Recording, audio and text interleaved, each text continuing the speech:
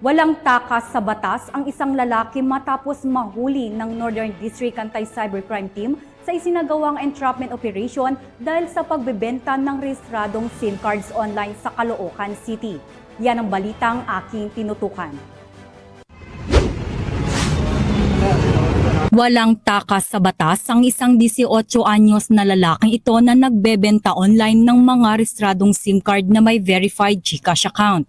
Batay sa investigasyon, isang Facebook account ang natukoy na nagbebenta ng mga rehistradong SIM card sa halagang 3,000 piso.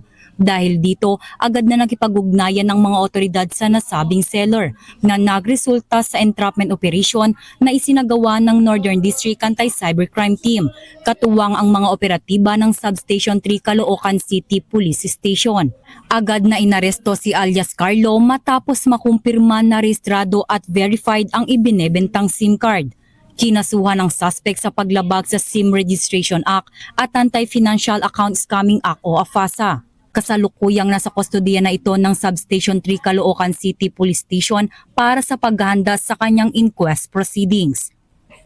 Paalala po galing sa PNP Anti-Cybercrime Group na ang pagbebenta online ng mga registered SIM card ay pinagbabawal ng batas. And ito po ay may kaakibat na fines and imprisonment.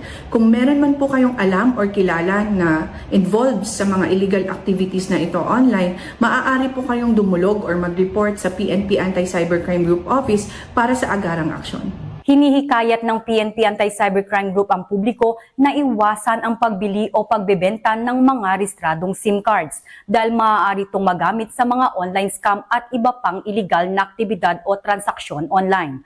Mula dito sa Campo Crame, ako ang inyong PNN correspondent, Patrolwoman Mary Grace Artizuela, nagbabalita para sa Police Network, alagad ng batas, tagataguyod ng Balitang Pulis.